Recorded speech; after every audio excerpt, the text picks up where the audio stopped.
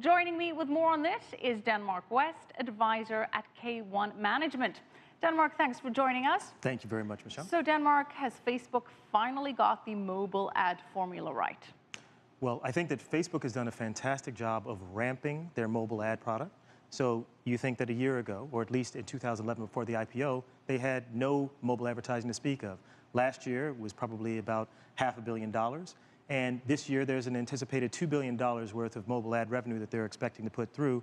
And this last quarter, they talked about reaching over 800 million people out of their 1.15 billion on mobile. So the ramp rate, I think, is fantastic. The piece that they're working through is how do you get that effectiveness and how do you get the cost up? What has Facebook done in the mobile ad space to make it so effective? I mean, there was a big challenge with the smaller screens, people finding the ads disruptive. What is the secret to success in terms of mobile ads? So one of the things that they've done effectively is think about Facebook as a holistic product. And so now when they go to advertisers, they're not saying, hey, you should just buy online or you should just buy mobile. They're thinking of it as a holistic play. And some of that dynamic allocation of that capital is determined on the Facebook side as opposed to advertisers saying, hey, I just want mobile or hey, I just want online.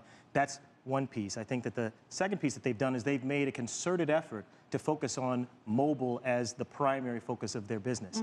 And if you think about that, you know, something close to 75% of their users are using mobile and that their most active users are on mobile, then that was the right play. And that focus on mobile is actually what's been the best part of their execution. At the same time, there seems to be a bit of a decline in the cost per click in terms of rates.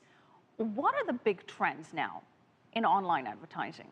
So the challenge that, and it's not just Facebook that has some challenges in terms of the pricing mechanism associated with mobile advertising. You can see that at Google as well.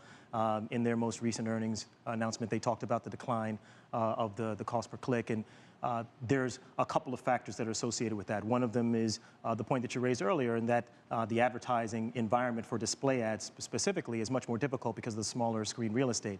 The second challenge is that from an effectiveness standpoint, the ability to actually get conversion from the phone is much more challenging. So getting the ad formats that convert to higher sales, which actually is the biggest part of the equation to how much you're willing to pay per click, is much more difficult on mobile as well. And so the combination of those two dynamics has made it much more difficult for people to get the rates up. So as you get more mobile, you actually get more of a compression on the cost per click. Now, you mentioned earlier when we spoke that there is still a long way to go for mobile ads to really catch up to a savvy kind of more interactive way. So if you think about it just from, you know, a user experience standpoint, the ad experience on mobile feels like an online experience from like probably 10 years ago.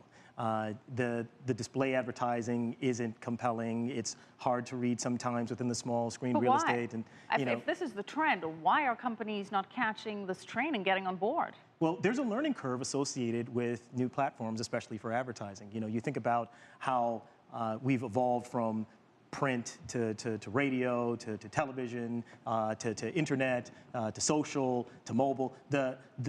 There's a learning curve associated with actually getting up to speed with how to make the ad format work with the different parameters for either the device or the actual interactive framework that you're dealing with. And I think that people are starting to get a little bit further up the curve, but there really is a learning curve associated with understanding the best things for mobile specifically. Now, you mentioned TV and radio and print, those bygone media.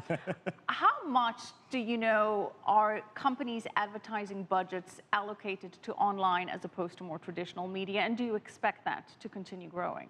So there's a range, but I think that you're seeing the mavericks, the people who are more aggressive, are allocating significantly larger percentages of their budget. I haven't heard anybody go north of 50% in a traditional brand.